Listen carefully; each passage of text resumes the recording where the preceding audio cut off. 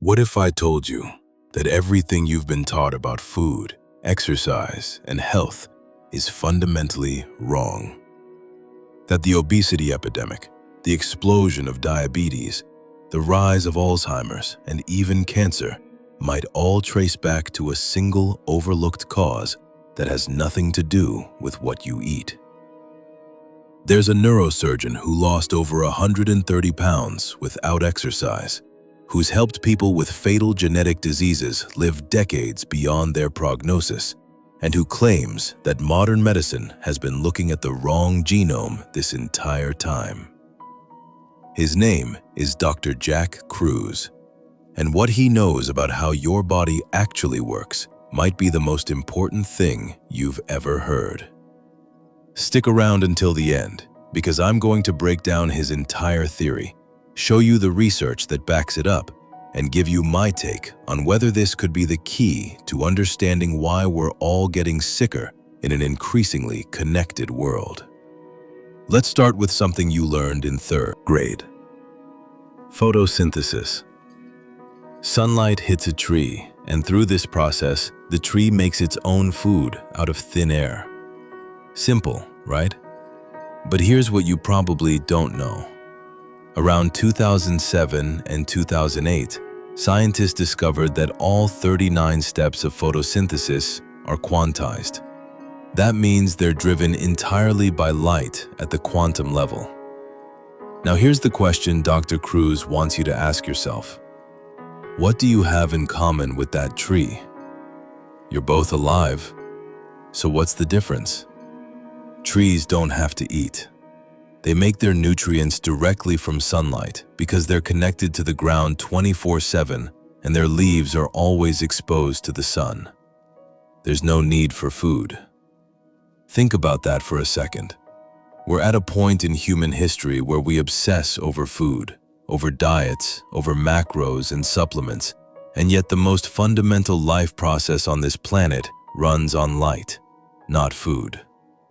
Every food web on Earth has its basis in photosynthesis, which means if you don't understand how light works in biology, you don't really understand food at all. Now here's where things get really interesting. When the paleo community, the low-carb advocates, or traditional nutrition experts talk about food, what do they focus on? Proteins, carbohydrates, and lipids, the macronutrients. But Dr. Kruse asks a simple question that nobody seems to be able to answer. Go find any biochemistry textbook and show him where the input on the inner mitochondrial membrane has transporters for proteins, lipids, or carbohydrates. You won't find them. Because it's called the electron transport chain, not the protein transport chain, not the carbohydrate transport chain. Food is about electrons. Every food you break down releases electrons. And here's the key insight that changes everything. All electrons everywhere in the universe are identical. What makes them different is the light that programs them. Your mitochondria, those little powerhouses inside your cells, they're designed to read the light signature on those electrons like a Rosetta Stone.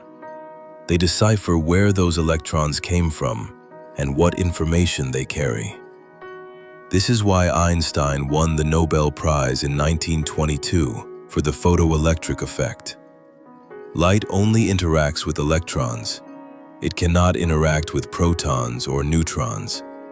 This is how electrons get programmed. So when someone tells you that carbohydrates are bad, or that you need to be in ketosis all the time, they're missing the bigger picture entirely. Here's where Dr. Kruse completely flips the script on conventional nutrition wisdom. Carbohydrates are only fattening when you're missing ultraviolet light. Let me say that again. Carbs only make you fat when you don't have enough UV exposure. Think about it. When do carbohydrates grow in nature? When light cycles are longest, in summer. When do they fatten mammals? In autumn, when they're still available but UV light is disappearing. This is Mother Nature's design. She built a system for mammals to fatten up before winter because fat is essentially stored protons, stored energy for the cold months ahead.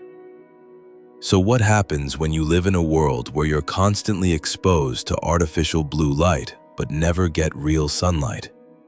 Your body thinks it's perpetually autumn. Time to store fat.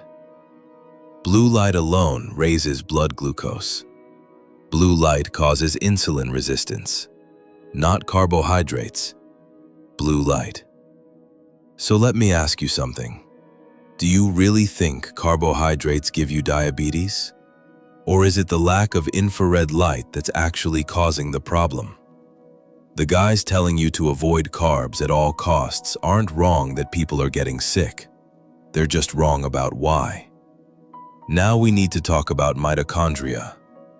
You probably learned they're the powerhouses of the cell. They make ATP, the energy currency of your body. But that's barely scratching the surface. Mitochondria are environmental sensors. They're swimming in a sea of water inside your cells. And they're constantly reading signals from your environment to determine how to process energy. There's a researcher named Dr. Doug Wallace at Children's Hospital of Philadelphia. He's the world's leading expert on mitochondrial biology. He discovered that all mitochondrial DNA is inherited from your mother. But more importantly, he's discovered something that should change everything we think about disease. Here's how mitochondria actually work. The inner mitochondrial membrane oscillates. It vibrates. When it vibrates at 100 Hz, you're the ultimate fat burner. The respiratory proteins line up perfectly in a hexagonal pattern around lipid droplets, and you burn fat efficiently, producing heat. When you burn fat, you release infrared light. This is why Dr. Kruse wears red. Red light and infrared light are what your mitochondria produce when they're working optimally. But here's the critical finding. The distance between your respiratory proteins, the 5 complexes in the electron transport chain, determines everything about your health. In a healthy person, these proteins are between 35 and 60 angstroms apart. When you get any disease at all, these proteins spread apart. They get further from each other. Dr. Wallace calls this increased heteroplasmy. And here's the part that should blow your mind. Every increase in the distance between respiratory proteins by just 1 angstrom reduces the quantum tunneling of electrons by a factor of 10. So is it the food that matters?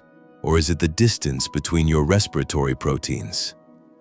Dr. Wallace made another discovery that connects everything. He found that obesity, heart disease, diabetes, cancer, and neurodegeneration all exist on the same spectrum. The difference between these diseases?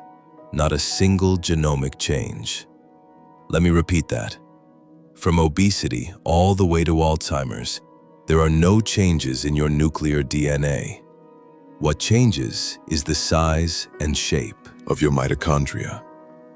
The distance between respiratory proteins. He did an experiment that's been reproduced over 1,000 times. He took the nucleus out of a sick cell and left just the cytoplasm with its damaged mitochondria. Then he put a brand healthy mitochondria into that cytoplasm. If the problem was in the genome, in the nucleus, you'd expect a healthy daughter cell. But that's not what happened. The daughter cell was still sick. The problem isn't in your nuclear DNA. It's in your mitochondria. And your mitochondria are controlled by light, by temperature, by electromagnetic fields, not by food. This is why Dr. Kruse says we've been focused on the wrong genome this entire time. We have 2 genomes. The nuclear genome that everyone obsesses over, and the mitochondrial genome that actually controls whether you get sick or stay healthy. So what's actually damaging our mitochondria? Dr. Kruse says the #1 culprit is blue light. In your eye, you have a clock. This clock runs the suprachiasmatic nucleus, which controls every single growth and metabolic program in your body. Not some of them, all of them. In front of every human gene, there's a peripheral circadian clock that takes its cues from this master clock in your eye. If your master clock doesn't tick right, nothing downstream works properly. Blue light from screens, from LED bulbs, from fluorescent lights, it disrupts this clock. But it does more than that. Blue light destroys DHA in your cell membranes. DHA, docosahexaenoic acid, is the most important fatty acid in your body. It hasn't been replaced once in 600 million years of eukaryotic evolution. Not once. Because it's irreplaceable. DHA turns sunlight into a direct current electrical signal. This is how your cells communicate. This is how you regenerate. And blue light destroys it. Blue light also ruins your melatonin cycle. Now, most people think melatonin is just a sleep hormone. But melatonin has been shown to control the distance between respiratory proteins in your mitochondria. So when you're staring at your phone at night, you're not just disrupting your sleep. You're literally spreading apart the proteins in your mitochondria, making it harder for electrons to flow, reducing your energy production and accelerating disease. And here's the really scary part. We're now 120 years into what Dr. Kruse calls the greatest extinction event in human history. It started in Chicago when Tesla and Westinghouse electrified the World's Fair. We've been living in an increasingly artificial electromagnetic environment ever since. Now we need to talk about water. Not just any water, the water inside your cells. There's a researcher named Gerald Pollack at the University of Washington who discovered something called the exclusion zone, or EZ water. This is the fourth phase of water, beyond solid, liquid, and gas. When infrared light hits water, it creates this exclusion zone. The EZ is essentially a battery. It stores energy. And here's the key. It excludes things all the way down to the atomic size of a proton. This is why Dr. Kruse says inflammation isn't what you think it is. Inflammation, to him, means too many protons and not enough electrons. When your exclusion zone is strong, it keeps protons out. When it's weak, protons accumulate and you get inflammation. What builds the exclusion zone? Red light and infrared light. What destroys it? Blue light and too many protons. Here's something else about water that most people don't realize. When you heat water, it shrinks. Everyone knows water expands when it freezes, but they don't think about the flip side.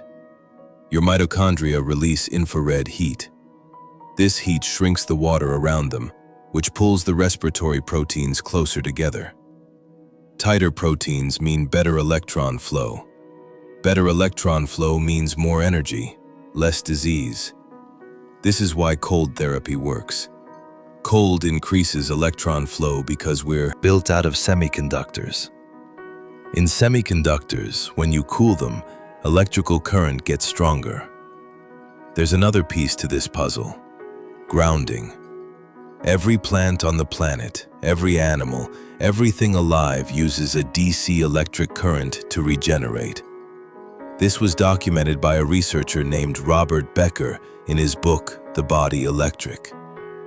When you stand barefoot on the earth, something called the inverse Hall magnetic spin effect occurs. This process converts the magnetic flux from the earth into a DC electric current in your body. This is why all those alternative health practitioners talk about grounding. It's not woo-woo, it's physics. Dr. Kruse has every pair of his shoes custom made, so he's always connected to the ground when he's outside. He walks barefoot in water whenever he can. Because this connection to the earth is part of how we're designed to collect and distribute electrons. Think about it. For millions of years, humans walked barefoot on the earth, slept on the ground, were constantly connected to this source of electrons. Now we wear rubber-soled shoes, live in buildings elevated off the ground, and wonder why we're sick. We've disconnected ourselves from the very electrical system that keeps us healthy. Now here's something that might shock you. We've been told to fear ultraviolet light. Wear sunscreen. Stay out of the sun. UV causes cancer. But Dr. Kruse points out something interesting. We have a UV receptor on the surface of our cornea called neuropsin. It specifically detects UVA light. If UV light was purely harmful, why would we have evolved a receptor specifically designed to detect it? UV light does something critical. It extends the exclusion zone in your cells. Red light builds it. UV light extends. And here's something even more surprising. UV light makes melatonin. Yes, the night hormone is actually made during the day by exposure to UV light. All biogenic amines, that's melatonin, dopamine, serotonin, histamine, they're all made from aromatic amino acids. And all aromatic amino acids absorb UV light. That's how they get activated. You came out of your mother with no clothes, no glasses, no sunscreen. You're built to receive the full spectrum of sunlight. Our cultural beliefs have blocked us from understanding this. Now, this doesn't mean you should go bake yourself in the midday sun until you burn. But the blanket fear of sunlight that we've been taught, it's keeping us sick. There's one more variable that Dr. Kruse says is critical for modern humans: population density. It's not just about latitude and how much sun you get. It's not just about altitude. The single most important variable for health in the modern world is how many people are around you. Why? Because when you live in a blue-lit, microwave-saturated world, you're not just dealing with your own exposure. You're dealing with everyone else's electromagnetic fields affecting you. Every cell phone, every Wi-Fi router, every smart device, they all emit electromagnetic radiation.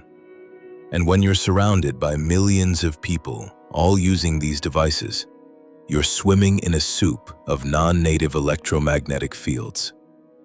This is why Dr. Kruse says living in a place like Vermont, even though it's at a high latitude with less sun, can be healthier than living in a major city. Lower population density means less electromagnetic pollution. Different places face challenges based on their electromagnetic environment. Europe has different disease patterns than America, partly because of the resonance frequency of their electrical grid. America's biggest problems, obesity and neurodegeneration, are directly related to our specific electromagnetic environment. And the canary in the coal mine, myopia, nearsightedness. The explosion of kids needing glasses is a direct indicator that something is wrong with our light environment. So what do you actually do with all this information? Dr. Kruse has a simple protocol that he says anyone can follow. First, get morning sunlight. As soon as you wake up, get outside and face the direction of the sun. No sunglasses, no clothes if you can manage it. 15 to 30 minutes. This sets your circadian clock for the entire day. Then eat breakfast. He prefers high protein and high fat because it helps shrink the respiratory proteins. But he says, honestly, what you eat matters less than getting that morning light first. Stay grounded as much as possible. Wear shoes that connect you to the earth, or go barefoot when you can. Consider cold exposure, cold water, cold showers, cold plunges. This increases electron flow through your semiconductor body. Minimize blue light exposure, especially after sunset. This means limiting screens, using red lights in the evening, and blocking blue light when you can't avoid it. And here's the thing. This isn't complicated. How hard is it to take your clothes off, look at the sun, stand on the ground, and maybe swim in cold water. Compare that to the complexity of modern medicine. Surgeries, pharmaceuticals, endless interventions. Dr. Kruse spent his career as a neurosurgeon, and he says the simple interventions he just described work better than most of what he used to do in the operating room. There are some deeper implications here that Dr. Kruse touches on that I think are worth mentioning. There was a researcher named Carlos Delgado who did studies for the US military in the 1960s. He found that when you block people from what's called the quantum yield of sunlight, you make them obedient. You can actually influence their thinking and behavior. In January of 1976, the Boston Globe reported that the Russians had been pointing a microwave device at the US Embassy in Moscow for 12 years. 3 consecutive US ambassadors developed leukemia. When you have radio frequency problems, you get micronuclei formation in your blood. Any oncologist will tell you that micronuclei are the best marker for cancer risk. This isn't conspiracy theory. This is published research. The connection between electromagnetic radiation and disease has been documented for decades. We just haven't been paying attention. Dr. Kruse says cancer is an epigenetic disease caused by a broken mammalian battery, your mitochondria. And the things breaking that battery aren't food choices. They're light choices, electromagnetic choices, environmental choices. So here's my take on all of this. I think Dr. Kruse is presenting a fundamentally new way of understanding human biology. It's not about counting calories or optimizing macros. It's about understanding that we are electromagnetic beings designed to run on sunlight. This leads to very different behaviors than what mainstream health advice tells us. Get morning sun. Ground yourself. Avoid artificial blue light. Embrace cold. These are simple, free interventions that anyone can try. But more than that, this framework has the ring of truth.